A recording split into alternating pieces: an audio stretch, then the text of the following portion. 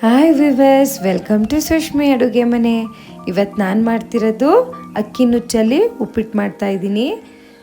Broken rice ಉಪ್ಪಿಟ್ಟು ತುಂಬ ಚೆನ್ನಾಗಿರುತ್ತೆ. ರವೆ ಉಪ್ಪಿಟ್ಟಿಗಿನ್ನೂ ತುಂಬ ರುಚಿಯಾಗಿರುತ್ತೆ.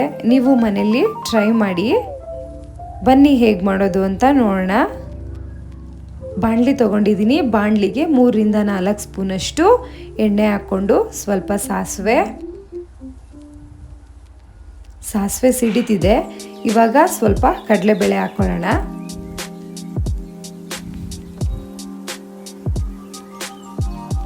ಮೂರು ಸ್ಪೂನಷ್ಟು ಕಡಲೆಬೇಳೆ ಹಾಕ್ಕೊಂಡಿದ್ದೀನಿ.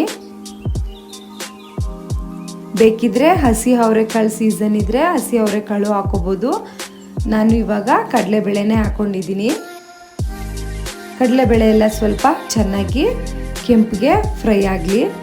ಇವಾಗ ಸ್ವಲ್ಪ ಕರ್ಬೇವಿನ ಸೊಪ್ಪು, ಒಂದು 4ರಿಂದ 5 ಹಸಿರು ಮೆಣಸಿನ್ಕಾಯಿ ಹಾಕ್ಕೊಂಡಿದ್ದೀನಿ. ಸಣ್ಣದಾಗಿ ಕಟ್ ಮಾಡಿರೋ 2 ಈರುಳ್ಳಿ ಎಲ್ಲ ಚೆನ್ನಾಗಿ ಫ್ರೈ ಆಗಲಿ. 1 ಸ್ಪೂನಷ್ಟು ಉಪ್ಪು ಹಾಕ್ಕೊಂಡು ಫ್ರೈ ಮಾಡ್ಕೊತೀನಿ. ಇವಾಗ 1 ಬಟ್ಲಷ್ಟು ಸಣ್ಣದಾಗಿ ಕಟ್ ಮಾಡಿರೋ ಬೀನ್ಸ್, 1 ಬಟ್ಲು ಕ್ಯಾರೆಟ್, ಆಲೂಗೆಡ್ಡೆ ಎಲ್ಲನೂ ಹಾಕಿ ಚೆನ್ನಾಗಿ ಫ್ರೈ ಮಾಡ್ಕೊತೀನಿ. ತರಕಾರಿ ಎಲ್ಲ ಎಣ್ಣೆಯಲ್ಲೇ ಚೆನ್ನಾಗಿ ಫ್ರೈ ಆಗಲಿ. ಸಣ್ಣದಾಗಿ ಕಟ್ ಮಾಡಿರೋದ್ರಿಂದ ಬೇಗ ಫ್ರೈ ಆಗುತ್ತೆ. ಸಣ್ಣ ಕಟ್ ಮಾಡಿರೋ 1 ಟೊಮೆಟೊ ಹಾಕ್ಕೊಂಡಿದ್ದೀನಿ. ಟೊಮೆಟೊನು ಸ್ವಲ್ಪ ಹಾಗೆ ಫ್ರೈ ಮಾಡ್ಕೊಳ್ಳೋಣ. ನಾನು ಅಕ್ಕಿ ನುಚ್ಚನ್ನ ಗಮ್ಮನ್ನೋ ಥರ ಹುರಿದು ಎತ್ತಿಟ್ಕೊಂಡಿದ್ದೀನಿ. 1 ಬಟ್ಲು ಅಕ್ಕಿ ನುಚ್ಚು ತೊಗೊಂಡಿದ್ದೀನಿ. ಅದಕ್ಕೆ 3 ಬಟ್ಲಷ್ಟು ನೀರು ಹಾಕ್ಕೊಂಡು ಕುದಿಯಕ್ಕೆ ಬಿಟ್ಟಿದ್ದೀನಿ. ನೀರು ಇವಾಗ ಚೆನ್ನಾಗಿ ಕುದೀತಾ ಇದೆ.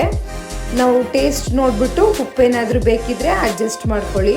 ಅಕ್ಕಿ ನುಚ್ಚು ಹಾಕ್ಕೊಂಡು ಚೆನ್ನಾಗಿ ಕಲಿಸ್ಕೊಳ್ಳೋಣ. ನೋಡಿ ಇವಾಗ ಕುದೀತಾ ಇದೆ, ಬೇಗ ಬೇಯುತ್ತೆ. ಇವಾಗ ಒಂದು ಲಿಡ್ನ ಕ್ಲೋಸ್ ಮಾಡಿ ಒಂದು 5 ನಿಮಿಷ ಬಿಟ್ಬಿಡೋಣ. 5 ನಿಮಿಷ ಆಯಿತು ನೋಡಿ. ಇವಾಗ ಅಕ್ಕಿ ನುಚ್ಚೆಲ್ಲ ಚೆನ್ನಾಗಿ ಬೆಂದು ಉಪ್ಪಿಟ್ಟು ರೆಡಿಯಾಗಿದೆ. ಸ್ವಲ್ಪ ಹಸಿ ತೆಂಗಿನಕಾಯಿ ತುರಿ ಹಾಕ್ಕೊಂಡಿದ್ದೀನಿ. ಕಟ್ ಮಾಡಿರೋ ಕೊತ್ತಂಬರಿ ಸೊಪ್ಪು ಎಲ್ಲನೂ ಹಾಕಿ ಚೆನ್ನಾಗಿ ಮಿಕ್ಸ್ ಮಾಡ್ಕೊಳ್ಳೋಣ. ಉಪ್ಪಿಟ್ಟು ರೆಡಿ ಆಯಿತು. ಇವಾಗ ಸರ್ವ್ ಮಾಡ್ಬೋದು. ತುಂಬ ಚೆನ್ನಾಗಿರುತ್ತೆ ಉಪ್ಪಿಟ್ಟು. ನೀವು ಮನೇಲಿ ಒಂದ್ಸಲ ಟ್ರೈ ಮಾಡಿ. ಅಕ್ಕಿ ನುಚ್ಚಲ್ಲು ಎಲ್ಲರಿಗೂ ಇಷ್ಟ ಆಗುತ್ತೆ. ನನ್ನ ಚಾನಲ್ನ ಯಾರ್ಯಾರು ಸಬ್ಸ್ಕ್ರೈಬ್ ಮಾಡಿಲ್ಲ ಸಬ್ಸ್ಕ್ರೈಬ್ ಮಾಡಿ. Thank you.